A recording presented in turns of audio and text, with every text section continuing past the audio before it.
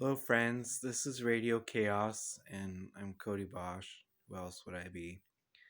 Today, I'm going to give you a short tour of my incredibly basic off grid system here in rural Washington State. So, this is my back room of the house, which is a total catch all, and it's my damn dare inventing room. So, bear with me here, but okay. So, solar panel, first solar panel. Let's see if I can get it. So you can see it's just basically there on the old satellite dish pole, sitting on a chair with the belt holding it and facing approximately south. And then that wire, it's a 100-watt panel, and that converts photons from the sun into a flow of electrons. So there's a cord buried under snow, and that cord comes, story of my life, comes through over the grass into the house via this pipe, which my great uncle Jack built into the house. That's actually the gray water pipe for the washing machine, which is currently broke. So that's my wire. And this wire is just wire I had on hand. Like, you want to use thicker wire, but this is what I have. And this is the time I've had to put it together. So then that wire runs up onto my leaky ceiling. And across the ceiling over to the control panel. And I forgot to turn the lights on that. This is the original breaker box, which is pretty scary. Let's see if that, yeah. So I put the off-grid panel next to the regular breaker box with the idea that eventually there will be a transfer switch, so that off-grid, hopefully the house will run predominantly off-grid power, and when the batteries get low, it will automatically switch to on-grid. So we have both here at the house, which is, I'm just spoiled rotten. So I put this panel here, and so you have the wire from the 100-watt panel, comes down, goes into the charge controller, which this is just basic point and shoot cell phone camera here. So now you can run your solar panel directly into your batteries, and then from your batteries to your inverter, but there's many reasons to pay the $20 for a charge controller. And this is just a basic charge controller, and I'm having a lot of problems with it. I'm buying a new charge controller next month. That's a little bit of an investment, but it has one side for solar and the other side for the wind. I'm buying like this wind generator that's 800 watts in December, and a new charge controller, which is not only control the charging the batteries, but is a transfer switch. So I won't have to have a separate transfer switch to tie into the on-grid eventually. I'm not very pleased with this thing so far. I'm like a novice to all this, but I feel like it's, I guess what you'd call solid state, and I'd rather have something that's a little chunkier and I could see what's going on, and I think it might work a little bit better. But what it's telling us here see if I can get my man hands out of the way in the shadow. Let's see. So what this is telling us here is that 11.5 volts are coming in from the solar panel because it's overcast and snowy today. That's going into the batteries, and then that light bulb symbolizes the output to all your power. So, and that shows how charged your batteries are, which they should be a lot more charged than that, but they're not charging properly. So that's part of the reason I'm not very pleased with this. So anyway, the positive and negative from your panel go into there, and then you have your positive and negative go to your batteries, which are really dark and you can't see down here. I started out with one gimpy battery. I think it was that one from my old truck that was like who knows how old. And the system was running better with that old battery than before I paid the $300 for these brand new RV batteries from a local Les Schwab. But I just haven't had time to figure out, diagnose this. I'm doing plumbing and all this other stuff. So that battery, I was able to run like 8, 10, 5-watt LED lights, charge my laptop, run a DVD player, charge my drill battery. Like, it was pretty cool. So now I have 4 batteries. This battery is really old. I don't even know how well it works. But probably the basic problem is I have more battery capacity than I have input from a panel, like a second 200 watt solar panel would probably do a lot. But I'm gonna go with before I do that, like I say, I'm buying an 800 watt wind turbine, because basically up here on the mountain we either have wind or we have sun or both. So, and there's no sun at night, so oftentimes it's windy at night, like crazy windy, because we're up in the mountains and it's pretty exposed alpine environment, and it's just great for wind. So okay, so the panel charges up your batteries, and what this does, your batteries need your batteries are 12 volts, but they need to charge at 14.4 volts. The panel runs anywhere from, you can see it's at 11.5 volts now, up to DC, up to 23. I've seen it as high as like 15, but not much higher than that. Now, this charge controller, I'm not sure if it controls the flow from the panel like a bottleneck. I'm kind of wondering if that's part of the problem. But it makes sure that no matter what's coming in from the panel, that your battery bank, is getting the 14.4 volts it needs. And then it makes sure that a solid 12 volts is going out to your inverter. And this is the basic ghettoist, like $20 inverter for your car.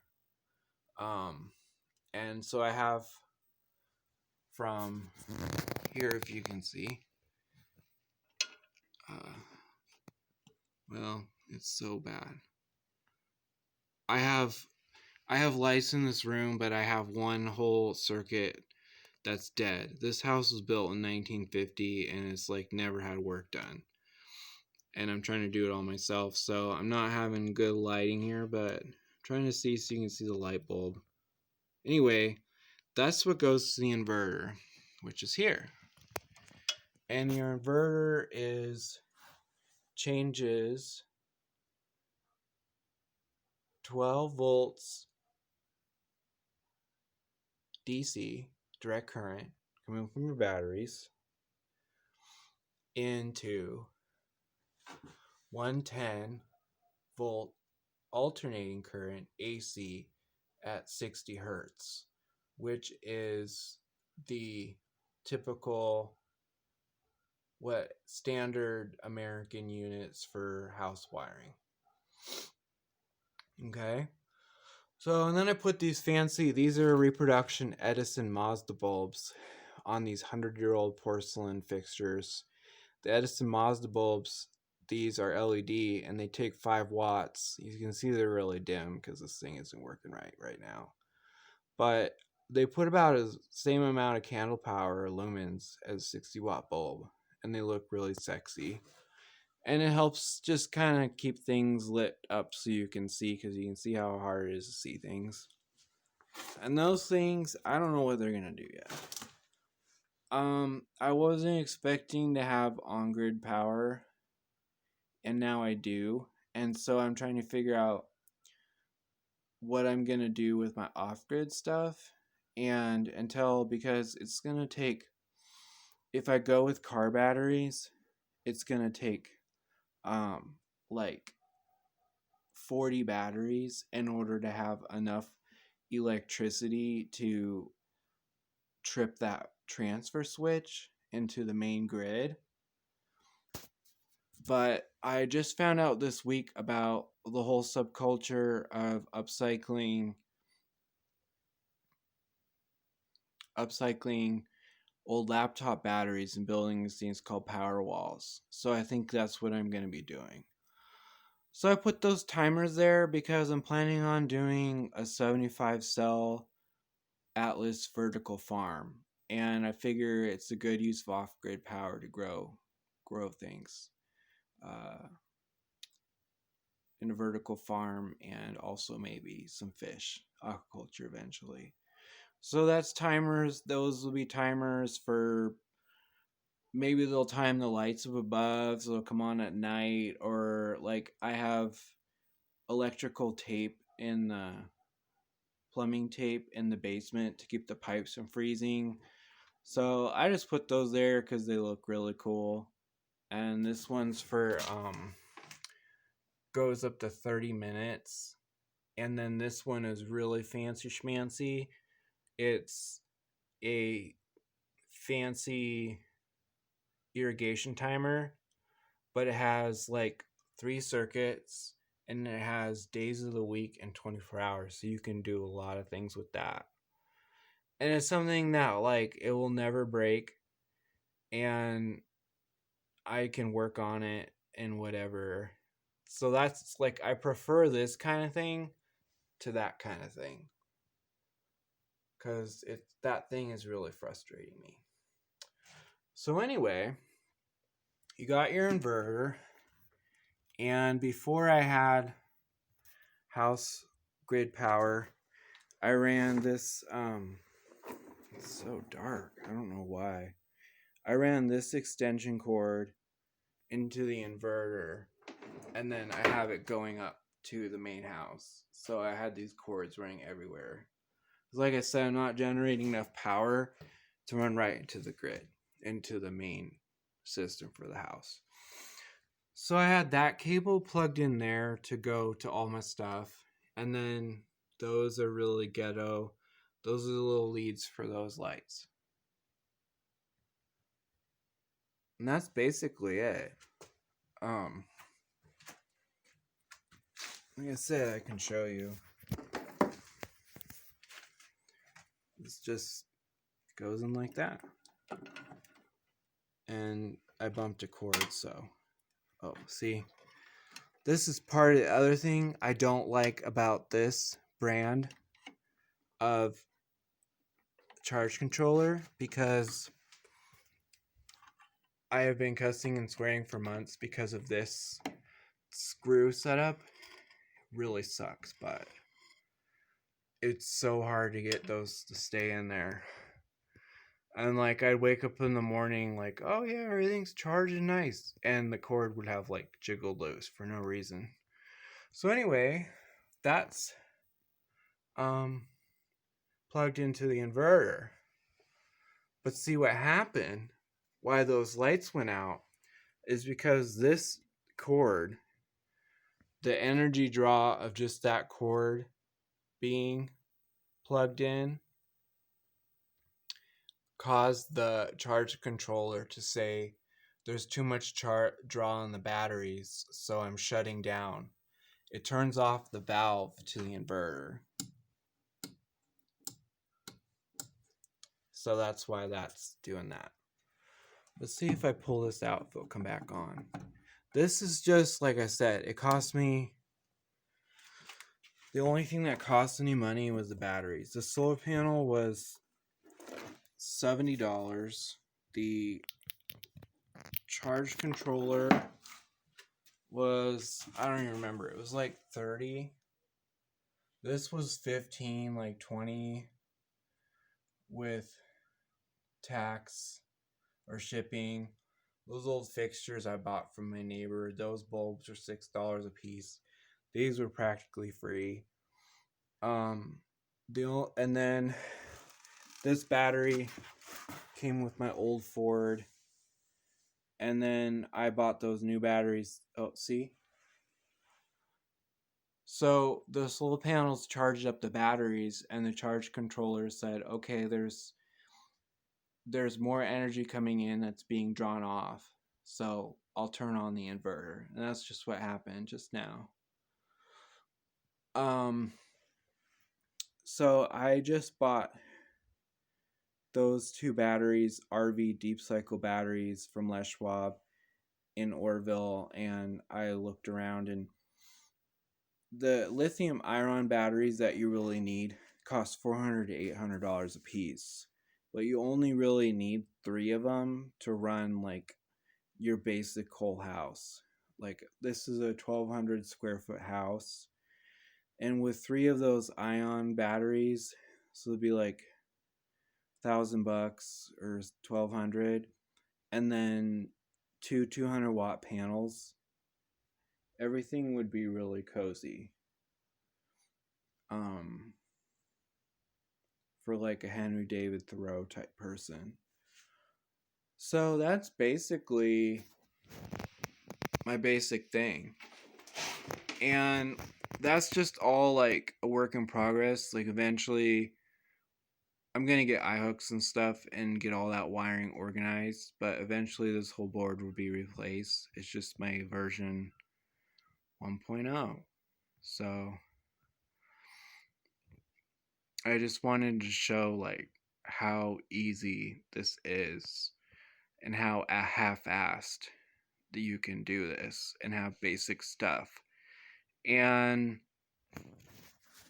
so, like, we lost power during the Cold Springs fire this year, which was like a 250,000 acre fire, and none of my neighbors had power, and I was the only one that had power. So I said, well, I'll run a cord out to the sidewalk, and if anyone needs to charge their phone or whatever, or their laptop or their tablet, they can just come up and do that. And so even if you have grid power, I really recommend like everyone in this country or wherever should have like a solar backup system. You see how simple it is to do. It took me an hour to get the basic thing going, and for months I just had it sitting on top of my old washing machine, and it worked. It was working better at first than it is now. So, but you have a sense of like, it's the sovereignty of self. And public electricity in Washington isn't too bad because we have massive hydroelectric projects, but it's like 9 cents a kilowatt hour. Over here in Okanagan County, they pull a lot of shit on us little people with added cost, but it's just so easy, and like, it's just really, once you have a little setup like this, you feel so much more secure and prepared and like just ready to go. So I'll probably share more over time about this setup, but this is like the basic Ghetto-tastical Cody style thing. So thanks for watching. I hope that you learned something. I hope that there's a lot of myths about solar, that it's still expensive, that it doesn't work overcast, that like it's hard to do, but like you can see how basic this is. Basic $150, and it does charge on an overcast day. Like it's super overcast today, and it's winter and it's still charging. So yeah, have a great day and happy holidays. Thanks for watching. Bye for now.